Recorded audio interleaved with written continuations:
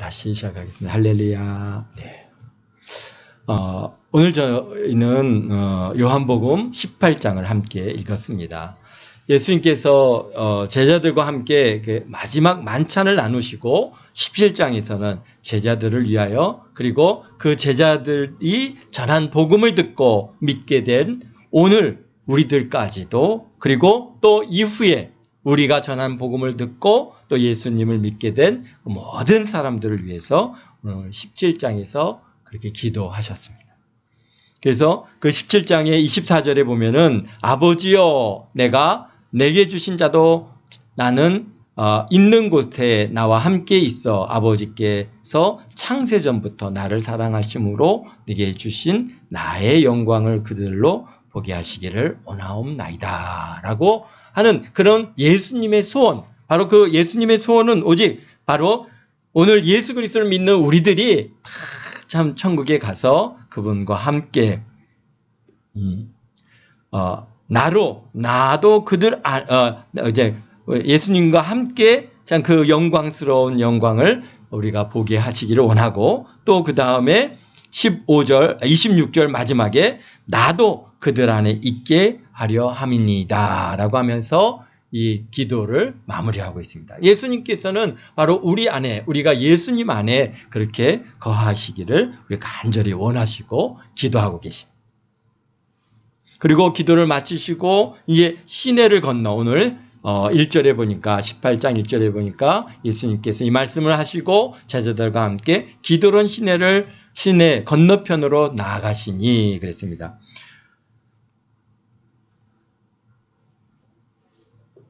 그러니까 제자들과 함께 이제 예루살렘에서 성에서 나오셔서 그 건너편에 있는 감난산이라고 하는 올리브산이라고 하는 곳으로 이제 들어가시기 위해서는 그곳에 이제 기드론 시내가 있는데요. 그 시내를 건너서 이제 그 감난산으로 이제 들어가시는 그러한 모습을 오늘 1절에서 이렇게 기록하고 있습니다. 제자들과 함께 들어가니라 그랬습니다. 근데 이곳은 어떤 곳이냐면 예수님께서 제자들과 함께 이제 기도하시고 또 제자들을 갖다가 또 말씀으로 가르치시고 그렇게 참 예루살렘에 오시면은 도시 안에서는 뭔가 제자들을 갖다가 이렇게 이렇게 독립된 공간으로 아주 좀 조용하고 아주 심도 있게 가르칠 수가 없습니다. 왜냐하면 사람들이 많이 있으니까. 그러니까 이제 예수님께서는 예루살렘에 있다가 예루살렘 바깥으로 나가셨는데 또 그러면 어떤 개인의 집에 들어가게 되면은 그 개인에게도 또 굉장히 많은 부담이 되겠죠. 왜? 예수님을 따르는 무리들이 있잖아요. 그러니까 그렇게 하지도 못하시니까 이제 가끔 어디로 갔냐면 여기에 이제 감난산 올리브산에 있는 겟셋마네라고 하는 곳에 이제 들어가셔서 거기에 머물고 기도하시는데 왜 겟셋마네라는 곳은 어떤 곳이냐? 겟셋마네는 올리브 열매가 감람류를 짜는 틀이 있는 곳입니다. 그래서 거기에는 아주 압축해서 짜는 틀이 있고 그리고 그것을 갖다가 또 뭔가 올리브를 따면은 열매를 잘 어떻게 이제 쌓아 놓아야 할 것이 있고 또 그 다음에 그것을 빠야 하는 그러한 큰 맷돌이 있고 그 맷돌과 함께 이제 거기서 빤 걸 모아가지고 틀에 놓고 짜서 기름을 받는 그런 과정이 있다 보니까 그 지역이 어떻게 했습니까? 일단 판판합니다. 판판하고 그 다음에 바닥은 가능한 한 올리브 열매가 쌓아놓고 그것을 기름을 짜고 해야 되니까 가능한 한 이게 뭐가 없겠어요? 흙이 없이 가능한 돌로 바닥을 쌓아가지고 그래서 예수님과 제자들이 그때는 언제든지 그냥 1년에 몇 번 쓰는 거니까 평상시에는 비어 있는 공간입니다. 그러니까 그것에 들어가셔서 이제 기도하시고 또 그 다음에 제자들과 함께 거기에 머무르시고 그러기에 정말 딱 좋은 그런 장소가 이 겟셋마네인데요. 이 겟셋마네라고 하는 곳에 이르러서 거기에 이제 들어가시는데 지금같이 이렇게 불도 많고 가로등도 있고 전등불이 있는 시대하고는 다르죠. 지금으로부터 한 2000년 전이니까. 그러니까 그때는 밤에 달이 뜨지 않으면은 정말 거기는 어둡고 캄캄하고 칠흑 같은 그런 어두운 곳입니다. 그렇기 때문에 그곳을 갖다가 알고 가지 않는 이상은 참 예수님께서 감난산으로 들어가셨으면은 그 감난산에 들어가신 예수님을 갖다가 무리들이 찾는다는 거는 그게 쉬운 일이 아닙니다. 그러니까 어떻게 합니까? 오늘 보니까 예수님의 제자, 예수님을 판 가룟 유다가 그 대제사장들과 뭐 여기 뭐 군인들과 군대와 대제사장들과 바리새인들에게서 얻은 아랫사람들을 갖다가 데리고 이제 예수님을 갖다가 잡으러 가는 겁니다. 잡으러 가는데 겟세마네라고 하는 것을 알지 못하면, 그분이 거기 가 계신다는 걸 알지 못하면은 그 산을 다 뒤지고 다녀야 되는데 그게 밤인데 횃불 들고 막 뒤지고 다닌들 그 쉬운 일이 아니죠. 그런데 이제 가려진 유다는 예수님과 예수님의 제자가 거기에 보면은 자주 거기에 가셔서 기도하시고 또 아마 이제 만찬을 하시면서도 이제 이거 끝나면은 우리 거기 가서 이제 기도하겠다라고 하는 그런 의사들을 갖다가 어느 정도 표현했을 가능성이 있습니다. 그러니까 이제 가룟 유다가 그 무리들을 데리고 오는데 그들이 횃불과 그다음에 무기를 가지고 왔다라고 그렇게 되어 있습니다. 그런데 여기 마태복음 26장에 보면은 그 무기가 뭐냐? 칼과 뭉치입니다. 그러니까 칼과 그다음에 막 뭐 쇠 뭉치일 수도 있고 막 여기 뭉치 끝에 막 이게 큰 뭐 이렇게 못을 박아갖고 막 사람을 갖다가 막 해를 가할 수 있는 것일 수 있고 여러 형태의 무기들이겠죠. 그런 무기들을 가지고 예수님을 잡으러 지금 이제 겟세마네로 들어온 겁니다. 그래서 그런데 예수님께서 그곳에 예수님과 그의 제자들과 함께 거기 머물면서 기도하셨습니다. 우리가 누가복음에는 그 예수님의 기도 모습들이 잘 기록되어 있지만은 요한복음에는 그런 내용이 없어요. 어쨌든가 예수님께서 거기서 정말 밤을 새가며 피가 땀이 되듯이 그렇게 막 간절하게 기도하신 장소가 바로 이 겟세마네. 근데 기도를 마치시고 나오니까 그때서야 뭔가 무리들이 이제 오는 겁니다. 오는데 예수님께서 그 당할, 4절에 보니까 그 당할 일을 다 아셨어요. 이제 잡으러 온다는 걸 알고 이미 뭐 예수님께서는 어떻게 합니까? 십자가에서 못 박혀 죽으실 것 모든 것을 다 아시는 그런 하나님이시지 않습니까? 그러니까 그 예수님을 갖다가 당할 일을 이미 다 아시고 너희가 누구를 찾느냐라고 물으시니까 그들이 대답하되 뭐라 합니까? 나사렛 예수라. 근데 생각해 보십시오. 예수님을 잡으러 오는데 칼과 뭉치를 가지고 잡으러 옵니다. 야, 예수님을 갖다 칼과 뭉치로 잡을 수 있겠습니까? 생각해 보십시오. 예수님은 어떤 분이십니까? 하나님이시잖아요. 하나님이 육신을 입고 이 땅에 오셨어요. 그분께서 사역하시는 동안 어떤 일들이 있었습니까? 정말 뭐 바다 위를 걸으시고 죽은 자를 살리시고 오병이어를 행하시고 뭐 귀신을 쫓아내시고 각종 질병들을 다 낫게 하시고 정말 우리가 상상할 수 없었던 놀라운 일들을 행하시는 그런 분이시기 때문에 사실 우리가 사람이 예수님을 잡을 수가 없습니다.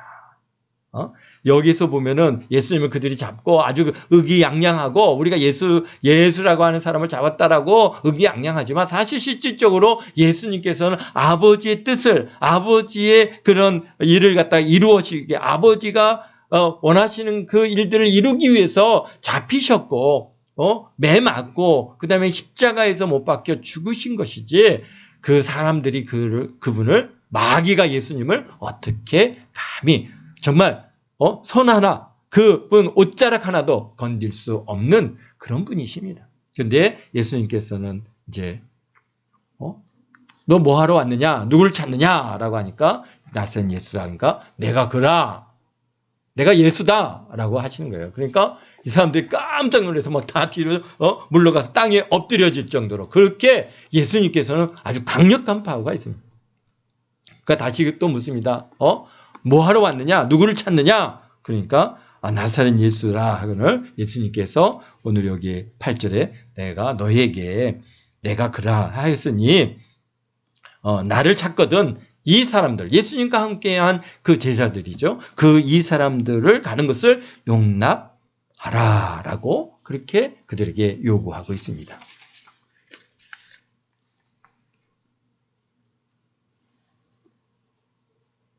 그러니까 예수님께서 그들에게 그렇게 순수히 잡히신 것은 뭐 때문이십니까? 여기에 그 제자들을 보내기 위해서, 그 제자들을 지키기 위해서, 그 제자들을 갖다가 해를 가하지 않게 하시기 위해서 지금 이 사람들이 가는 것을 용납하라 하시니 8절에 이렇게 9절에 말씀합니다. 이는 왜 예수님께서 그렇게 그냥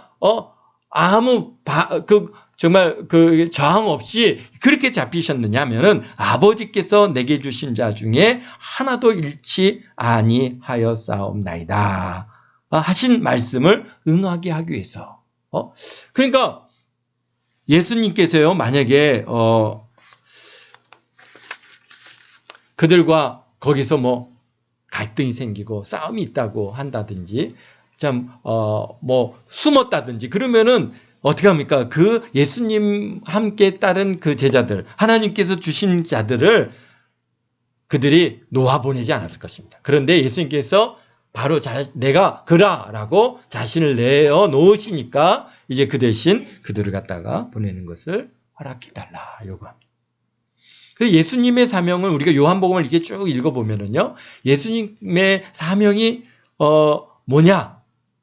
예수님께서 정말 받은 사명 중에 하나, 물론 뭐 그것만을 위한 것이 아니라 그분의 그 마음속에 항상 갖고 있는 하나님께서 주신 사명감이 뭐냐면은 바로 오늘 9절에 있는 말씀, 아버지께서 내게 주신 자 중에 하나도 잃지 아니한, 바로 그것을 우리 예수님은 아주 깊은 사명으로 얻었어요. 그래서 온통 예수님의 마음은 자기에게 주신 이 주어진 자들, 그러니까 제자들을 잘 지키고 보호하고 가르치고, 그래서 이 자리까지 왔으며 그들을 이 위기에서 지키고 그 위기를 피할 길을 열어주는 것, 이것이 우리 예수님이 지금 원하시는 마음인 것입니다. 여기 보면 17장 12절에도 우리 예수님의 그런 마음이 있습니다. 내가 그들과 함께 있을 때 내게 주신 아버지의 이름으로 그들을 보존하고 지켜싸움나이다. 요한복음 17장 12절에 말씀하지 않습니까? 내가 그들과 함께 있을 때 내게 주신 아버지의 이름으로 그들을 보존하고 지켰나이다. 예수님께서는 하나님 앞에 지금 17장에서 기도하면서 지난 3년 반 동안 어떻게 했다는 거예요? 하나님께서 내게 주신 자들을 내가 그들을 갖다가 보존하고 지켰나이다. 그들 중에 하나도 멸망치 않고 다만 멸망의 자식뿐이오니 이는 성경 응하게 하려 함입니다. 우리 예수님께서는요, 예수님께서 주어진 예수님의 제자들을 갖다가 정말 지키고 보존하고 그들을 가르치고 그들 중에 하나도 멸망치 않고 예수 그리스도를 잘 믿고 좀 이렇게 나아가는 것을 그분의 사명감으로 여겼고, 그러한 것에 대해서 오늘 예수님께서 기도하고 있습니다. 그뿐이 아닙니다. 우리 6장 우리가 볼까요? 39절에도 또 예수님께서 똑같은 말씀을 하시는데요.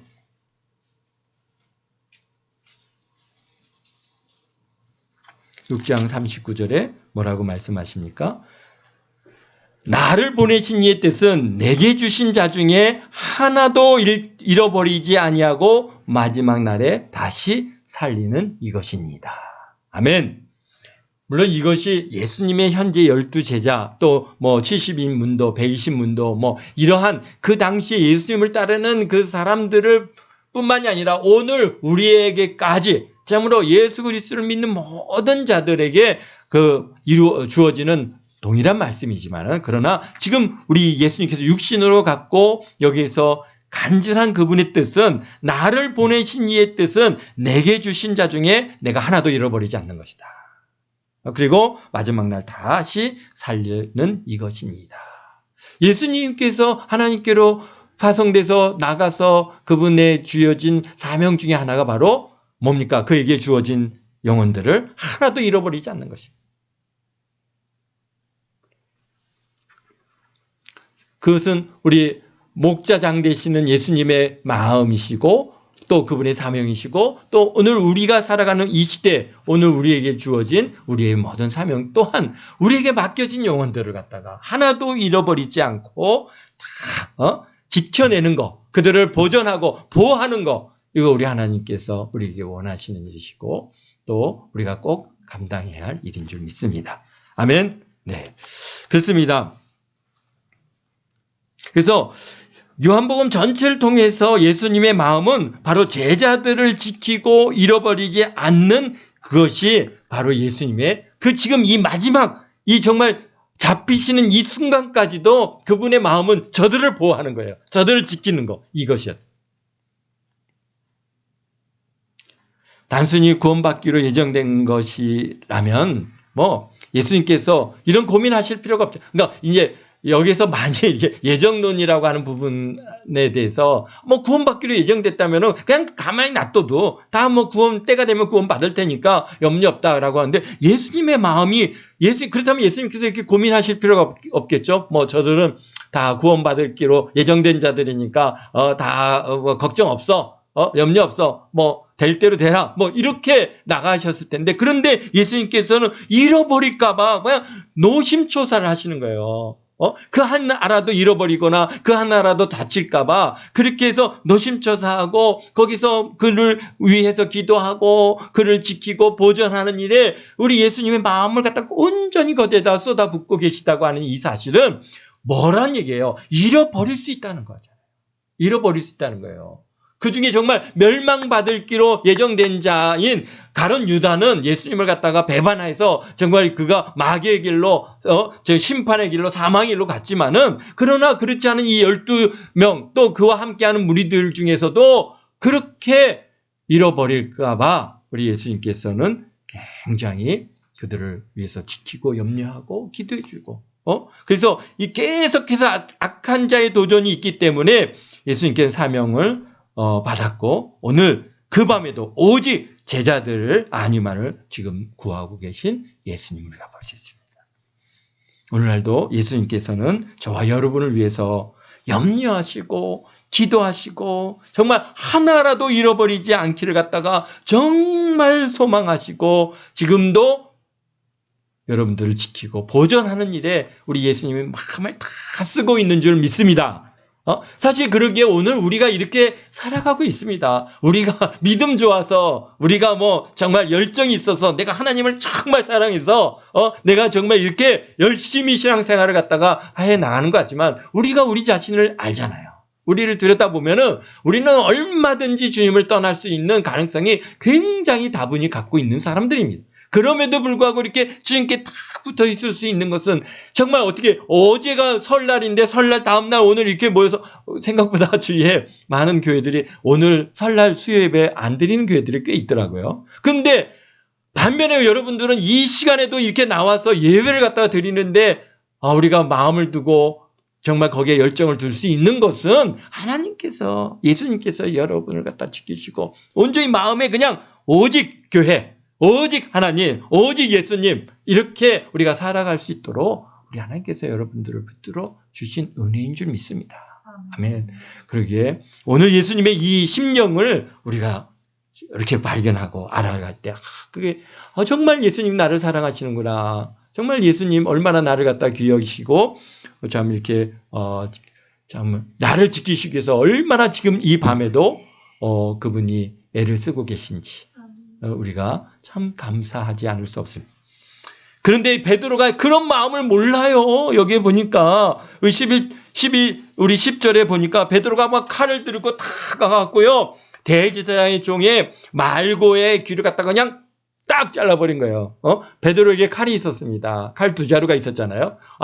이거면 다 충분하다라고 하셨기 때문에 칼을 갖고 있었거든요. 그런데 그 대제사장의 종의 그 말고라고 하는 사람의 귀를 갖다가 막 다 잘라가지고, 이제 쉽게 얘기해서 베드로가요, 용기를 냈잖아요. 그 무리들이 막 칼과 뭉치와 횃불을 갖다 가지고 잡으러 왔을 때, 다른 사람들은 다, 예수님의 제자들은 불불불 떨고 있는데 베드로는 이제 때가 왔다 말이야. 내가 이 사람들과 그냥 싸워가지고 여기서 저들을 물리치고 이제 이스라엘을 회복시키는 일에 내가 앞장서야 되겠다 하고 하는 그런 열정이 막 갑자기 팍 올라온 거예요. 그래갖고 어떻게 합니까? 말구의 귀를 딱 쳤거든요. 예수님께서 뭐라고 하시는 거예요?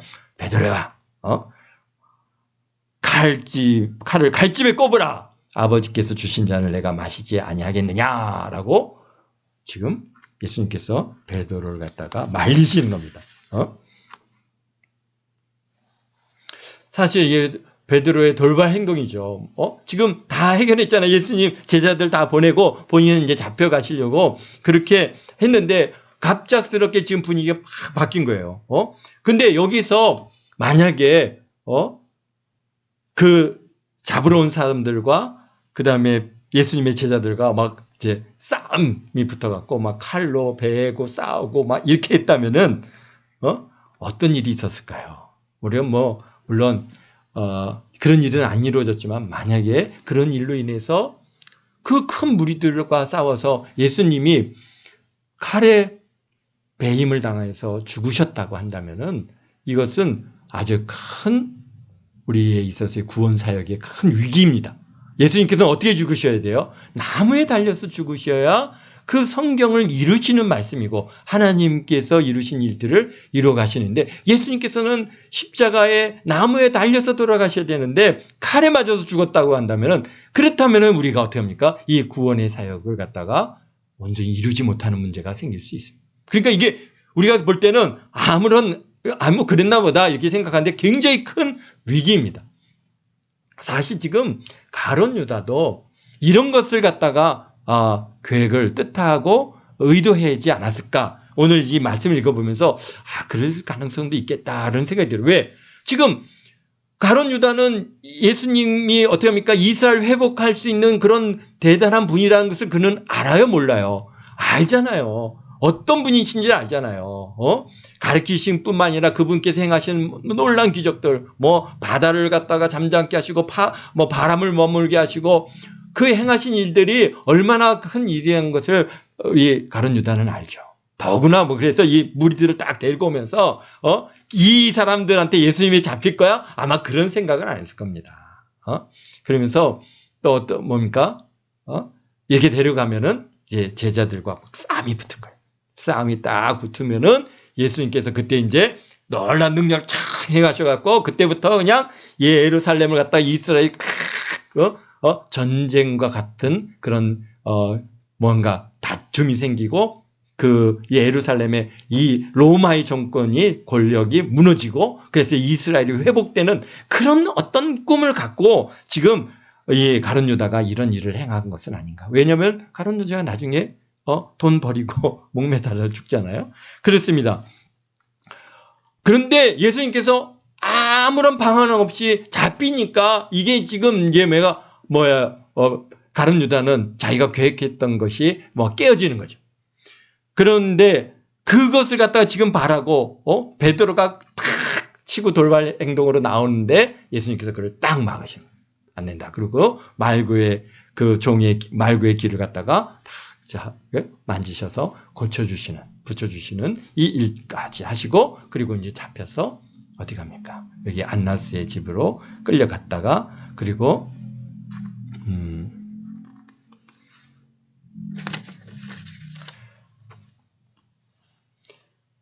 대제장 앞에 서서 뭐 여러 가지 이제 신문을 받고 그다음에 이제 빌라도 앞에 서서 이제 재판 받기까지의 과정들을 갖다 쭉 기록하고 있는데요.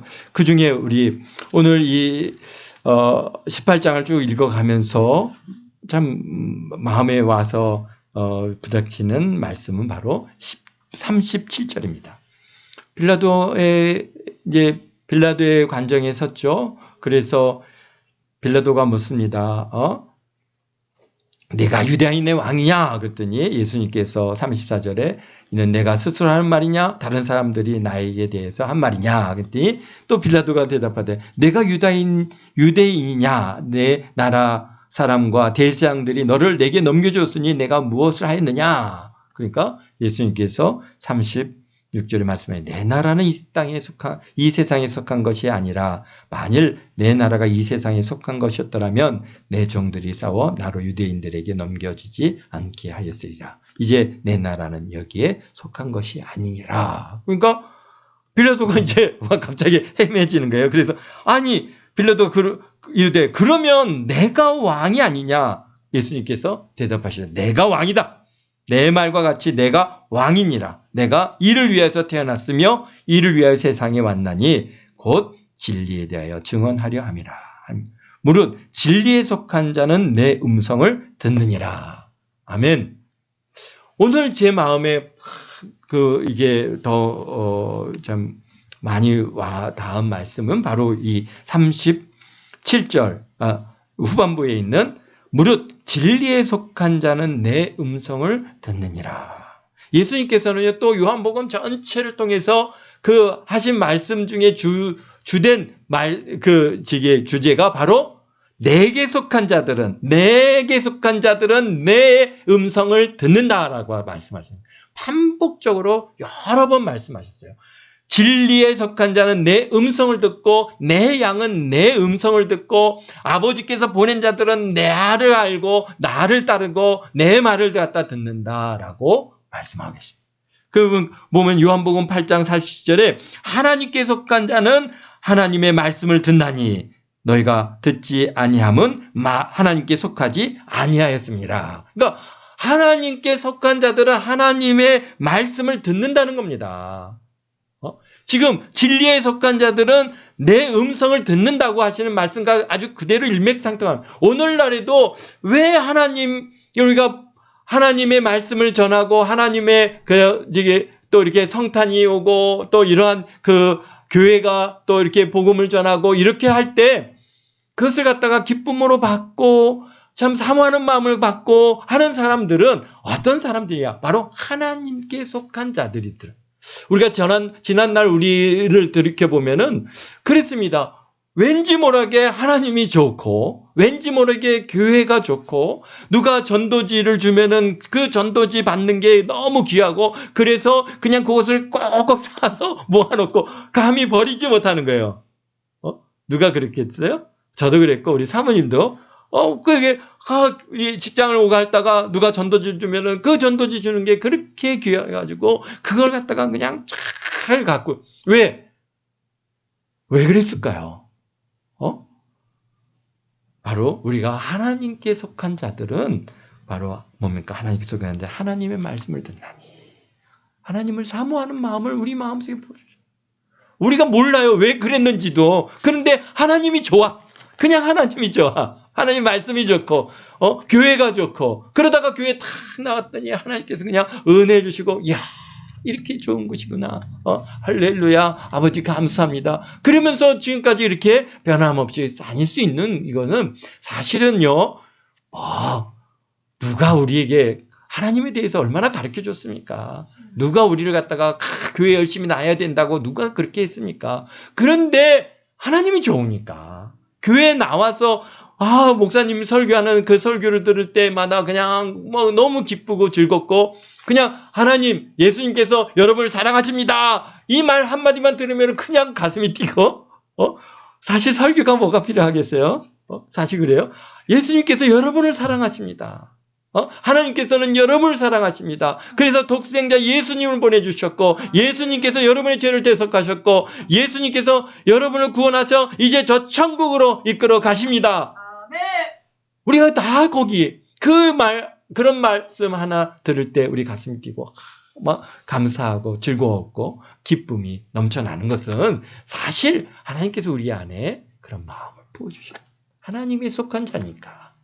예수님에 속한 자, 진리에 속한 자는 내 음성을 듣니라. 또 우리가 요한복음 10장 26절에 보면은 내 양은 내 음성을 들으며 따르느니라 말씀하시지 않습니까? 그런데 내 양이 아닌 사람은 어떻게 합니까? 도망간다는 거예요. 따르지 않는다는 거예요. 또 요한복음 14장 6절에 내가 곧 진리요 내가 곧 길이요 진리요 생명이니 나로 말미암지 않고는 아버지께로 올 자가 없느니라. 아멘. 예수님께서 진리시죠. 그래서 그 진리이신 예수님을 우리가 어떻게 속한 자들은 진리에 속한 자들은 예수님의 음성을 듣게 되어 있어요. 진리는 무엇입니까? 곧 하나님께서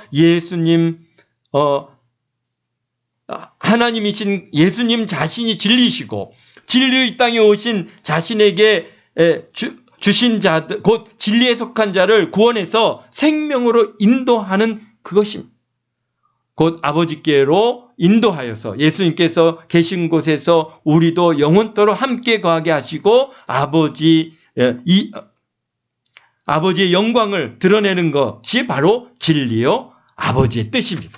오늘도 예수님께서 주께 속한 여러분들에게 모든 관심과 마음을 갖고 계십니다.